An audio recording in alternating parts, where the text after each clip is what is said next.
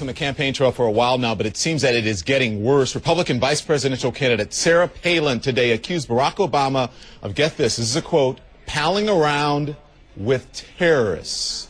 All right, if that draws your interest, then good, because we want to explain this to you. It caught our attention, and CNN's Ed Henry as well. He joins us now from Carson, California. We're expecting Sarah Palin to be there live at any moment. Okay, palling around with terrorists, that is a very strong assertion there.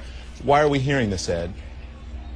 It is very strong, Don. You're absolutely right. And even before Sarah Palin arrives here in California, her advisors were telling me to expect at this rally later this hour that we'll see that she's really going to, in their words, take the gloves off. And what she's doing is essentially taking on the role of attack dog at a time when John McCain is very much on the defensive, as you know, slipping behind in part because of the financial crisis, slipping behind in key battleground states. And what she's doing is taking issue and making an issue out of a story in the New York Times today, raising questions about Barack Obama's ties to Bill Ayers, a former 1960s radical, a founder of Weather Underground, a group that led bombings at the Pentagon and Capitol Hill, Vietnam War-era protests. And at a stop in Colorado earlier today, Sarah Palin was talking about the sacrifice of U.S. soldiers and then said, quote, "Our opponent, though, is someone who sees America, it seems, as being so imperfect that he's palling around with terrorists who would target their own country." Now, the Obama camp is very aware that this is late in the game and that Democrats in 2004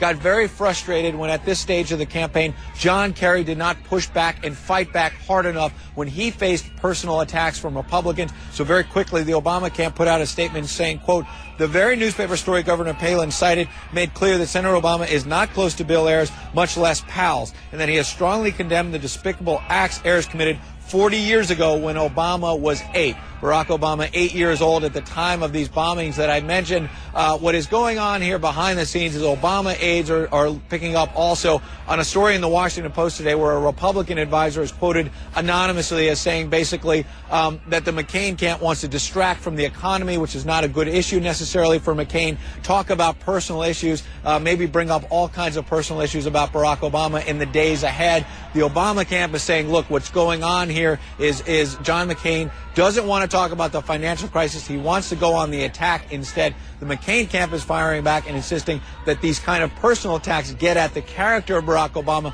and whether or not he's fit to be commander-in-chief. I think the bottom line is this is just the beginning, Don. We're going to hear a lot more of this in the days ahead in these final 30 days or so. And just the beginning, Ed, and also wonder, are these issues that are important to the American people, are these just distractions, and it's up to us as the media to try to weed through it to give the viewer and the voter information that they really need to know when it concerns this.